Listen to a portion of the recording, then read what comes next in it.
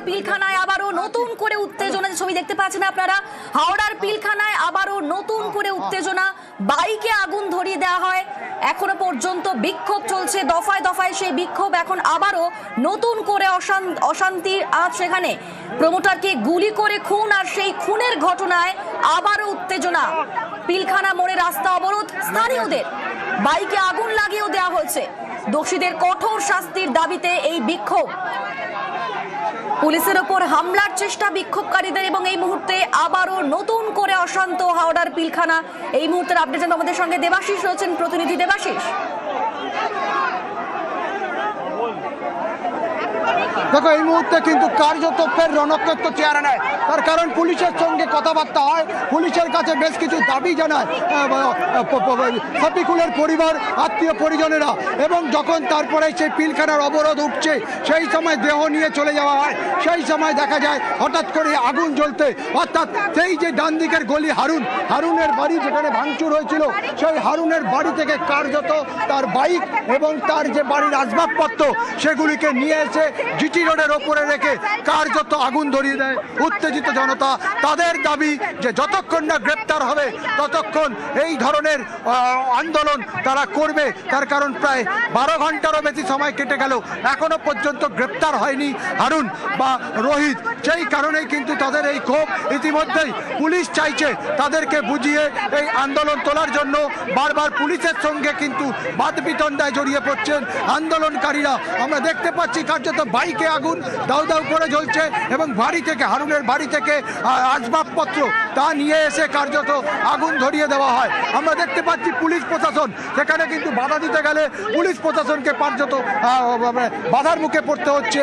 এই ছবি আজ উঠে আসছে একেবারে পিলখানা থার্ড লেন, অর্থাৎ হারুনের বাড়ি। এই হারুনই কিন্তু মূল অভিযুক্ত বলে দাবি করছে।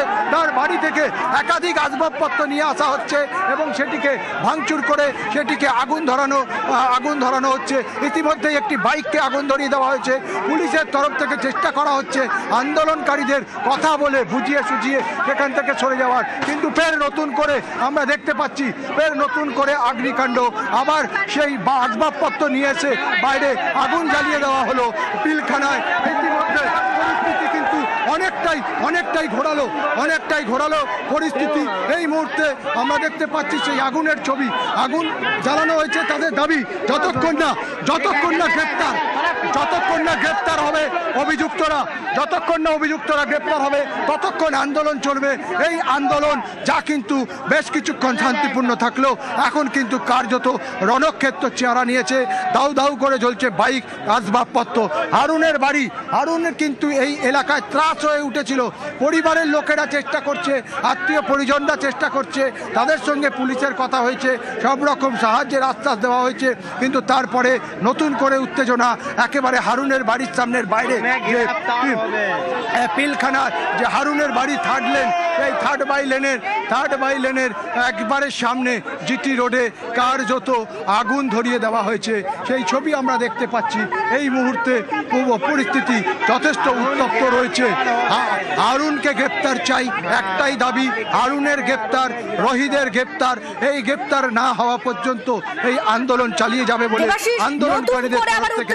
বাইকে আগুন লাগিয়ে দেওয়ার পর এবার আসবাবপত্রেও আগুন লাগিয়ে দেওয়া হচ্ছে। একেবারে এই বাড়ি থেকে একটা আমাদের ঠিক ডান দিকের যে গলি, সেই গলিতেই কিন্তু রয়েছে হারুনের বাড়ি, যেটা আমরা দেখেছিলাম সকালে উত্তেজিত জনতা ভাঙচুর করেছিল। সেই জায়গা থেকে, বাড়ি থেকে আসবাবপত্র সেগুলিকে বাইরে বার করে নিয়ে এসে জিটি রোড, যেই রোড কিন্তু কিছুক্ষণ আগে আমরা দেখেছিলাম পিলখানা মোড়ে অবরোধ করে রেখেছিল, সেই অবরোধ উঠে গেলেও ফের নতুন করে যখন পুলিশের কাছে তাদের বেশ কিছু দাবি দাবা সেগুলিকে লিখিত আকারে জমা দেয়, সেই জমা দেওয়ার পর অবরোধ ওঠে, দেহ নিয়ে চলে যাওয়া হয় শফিকুলের বাড়িতে।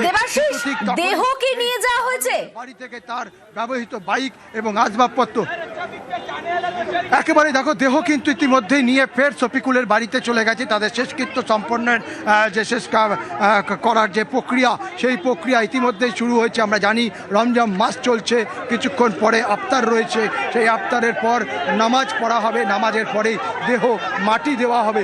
কিন্তু হঠাৎ করে এই উত্তেজনা কার্যত দেখছি পুলিশকে পিছু হটতে। তার কারণ আমাদের সঙ্গে তুমি থাকো দেবাশিস। এই মুহূর্তে নতুন করে আবার উত্তেজনা হাওড়ার পিলখানায়, প্রমোটারকে গুলি করে খুন। হাওড়ার গোলাবাড়ির পিলখানায় চাঞ্চল্য, দফায় দফায় বিক্ষোভ। কিছুক্ষণ পরিস্থিতি শান্ত থাকলেও আবারও নতুন করে আগুন ধরিয়ে দেওয়া হলো। আগুন ধরিয়ে বিক্ষোভ, বাইকে আগুন জ্বালিয়ে দেওয়া হয়। আবার তারপর আসবাবপত্র বের করে নিয়ে এসে আসবাবপত্র আগুন ধরিয়ে দেওয়া হয় এবং অভিযুক্তদের গ্রেফতার না করা পর্যন্তই বিক্ষোভ চালিয়ে যাবেন, এমনটাই বারবার দাবি করছেন বিক্ষোভকারীরা। অভিযুক্ত হারুন, অভিযুক্ত রোহিত, তাদের গ্রেফতার করতে হবে, এই দাবিতেই আবার নতুন করে বিক্ষোভের আগুন জ্বালিয়ে বিক্ষোভ দেখাচ্ছেন বিক্ষোভকারীরা। বাইকে আগুন ধরিয়ে দেওয়া হয় এবং তারপর আসবাবপত্রেও আগুন।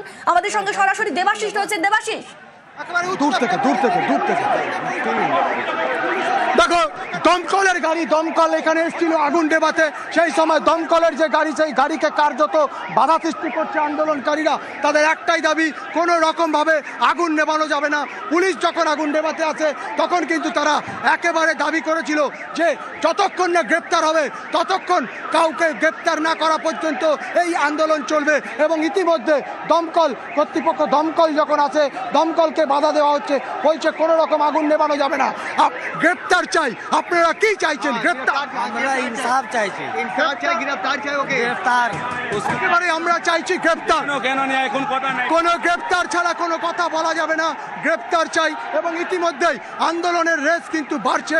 আমরা দেখতে পাচ্ছি একদিকে যখন আগুন, অন্যদিকে দমকলকে কার্যত পিছু হাঁটতে হলো।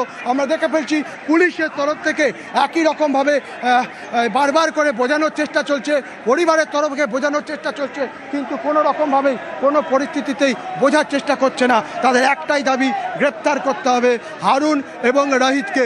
এই গ্রেপ্তার না হওয়া পর্যন্ত কার্যত এই আন্দোলন চলবে।